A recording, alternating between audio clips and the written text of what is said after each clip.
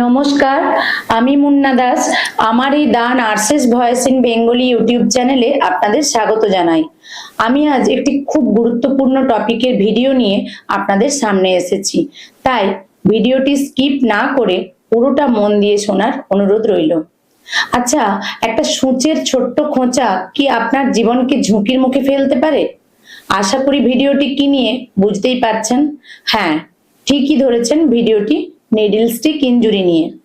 এই ঘটনা আমাদের হসপিটাল সেক্টরে প্রায়ই হয়ে থাকে, তাই মাত্র কয়েক মিনিটেই জেনে নিন এই নিডল স্টিক ইনজুরি ঠিক কি এবং তার সম্পূর্ণ ম্যানেজমেন্ট সম্পর্কে। এবারে আসি, কারা এই ঝুঁকির আওতায় বা নিডল স্টিক ইনজুরি কাদের কাদের হতে পারে। Nursing staff, doctor, GNM, BSc nursing student, housekeeping staff, lab technician, medical waste handler, এইসব ব্যক্তিদেরই এই নিডল স্টিক ইনজুরি হওয়ার চান্স বেশি। এবারে আসবো কি কি রোগ ছড়াতে পারে এই নিডল স্টিক ইনজুরি থেকে। নিডল স্টিক ইনজুরি থেকে HIV, hepatitis B, hepatitis C, এই তিনটে রোগই মেনলি ছড়াতে পারে বেশি। আমরা সবাই জানি এইচআইভি কতটা মারাত্মক, হেপাটাইটিস বি, সি এগুলো কতটা মারাত্মক আমরা সবাই খুব ভালো করে জানি। তো কখনো কখনো নিডল স্টিক ইনজুরি আমাদের ঘটে থাকে।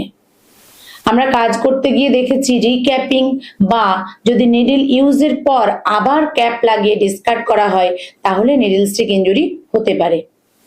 হোয়াইট পিপিসিতে যদি 2/3 ফিল আপ না করে আমরা যদি ওভারফ্লো করে দিয়ে ডিসকার্ড করি তাহলেও সেক্ষেত্রে হতে পারে। যদি হাফ কাটারে না নিডল কেটে আমরা বেন্ড করে ডিসকার্ড করি সেক্ষেত্রেও হতে পারে। কোনো প্রসিডিওর চলাকালীন যদি পেশেন্ট কোনো কারণে মুভ করে ফেলে বা নড়াচড়া করে ফেলে তাহলেও কিন্তু নিডল স্টিক ইনজুরি হতে পারে। অনেক সময় অনেকের বদ অভ্যাসের কারণেও নিডল ইউজ করার পর দেখবেন টাওয়েল বা বেডশিট বা ম্যাট্রেসে নিডলটাকে গেঁথে রাখেন, সেই কারণেও হতে পারে। এবারে বলবো নিডল স্টিক ইনজুরি হলে ঠিক কি কি করবেন। নিডল স্টিক ইনজুরি হলে সবার প্রথমেই যেটা করবেন, প্যানিক হবেন না বা আতঙ্কিত হবেন না। যে জায়গাতে প্রিক হয়েছে বা ফুটেছে সেখানে স্কুইজ করে অযথা রক্ত বের করতে যাবেন না। তারপরে কি করবেন, সঙ্গে সঙ্গে সাবান জল দিয়ে রানিং ওয়াটারের ট্যাপ খুলে খুব ভালো করে ধুয়ে নেবেন। এরপর ওয়ার্ডের সিস্টার ইনচার্জ, আইসিএন যিনি আছেন ওনাকে রিপোর্ট করবেন যাতে নিডল স্টিক ইনজুরি রেজিস্টারে রিপোর্টিং করা হয়। এরপর যেই পেশেন্টের কারণে আমাদের নিডল স্টিক ইনজুরি হয়েছে, অর্থাৎ যেই পেশেন্টের ইউজ করা নিডল থেকে ইনজুরি হয়েছে, যদি জানতে পারেন তাহলে তার ফুল হিস্ট্রি চেক করবেন। পেশেন্টের HIV, hepatitis B, hepatitis C এর স্ট্যাটাস গুলো আপনাকে দেখে নিতে হবে। যদি না থাকে কোনো রিপোর্ট করা তাহলে পেশেন্টের এই HIV, hepatitis B, hepatitis C এই ব্লাড গুলো টেস্ট করাতে হবে। আর তার সাথে সাথে নিজেরও ব্লাড টেস্ট করাতে হবে। এমনও হতে পারে যে আমি নিজের মধ্যেই আমার ডিজিজটা নিয়ে বয়ে বেড়াচ্ছি অথচ জানি না।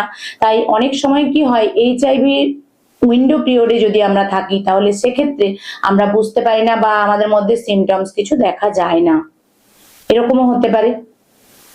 তো সেই জন্য এরপরে হচ্ছে যেটা করবেন সেটা হচ্ছে ইমার্জেন্সিতে ডক্টর যিনি আছেন ওনাকে দেখাতে হবে।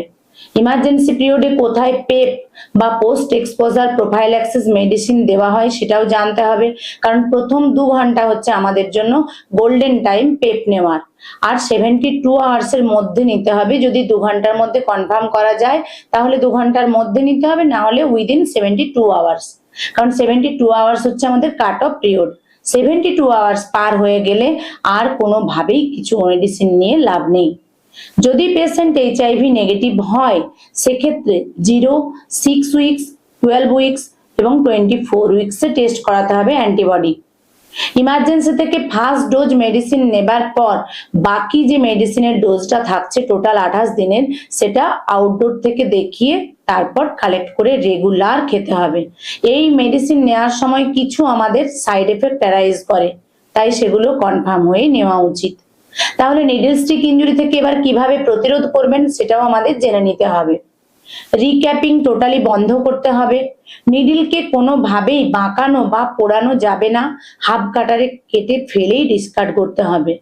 স্ট্যান্ডার্ড প্রিকশন মেনটেন করতে হবে। হেপাটাইটিস বি ভ্যাকসিনের ডোজ অবশ্যই যারা ওয়ার্কার আছেন হসপিটাল সেক্টরে প্রত্যেককে কমপ্লিট করে রাখতে হবে। ইউজড নিডিল হোয়াইট পিপিসিতে ফেলতে হবে এবং সেটা 1/3 ফাঁকা রেখে তারপরেই ফেলতে হবে, কারণ এটা 1/3 কিন্তু খালি থাকবে ট্রান্সপোর্টের সময় পর্যন্ত। পিপিই বা পার্সোনাল প্রোটেক্টিভ ইকুইপমেন্ট ব্যবহার করতে হবে। মনে রাখবেন, নিডল স্টিক ইনজুরি একটা মেডিকেল ইমার্জেন্সি। দ্রুত রিপোর্ট এবং সঠিক ব্যবস্থাপনায় সংক্রমণের হাত থেকে ঝুঁকি আমাদের অনেকটা কমিয়ে দেয়। তো যাই হোক, আমার এই ভিডিওটি যদি আপনাদের ভালো লেগে থাকে তাহলে লাইক, কমেন্ট ও শেয়ার করে দেবেন এবং পাশে থাকা বেল আইকনটি প্রেস করে দেবেন নতুন ভিডিও আপডেট সবার আগে পেতে। ততক্ষণ পর্যন্ত ভালো থাকুন, সুস্থ থাকুন ও নিরাপদে থাকুন। আবারও দেখা হচ্ছে পরের একটা শিক্ষামূলক নতুন ভিডিওতে। ধন্যবাদ।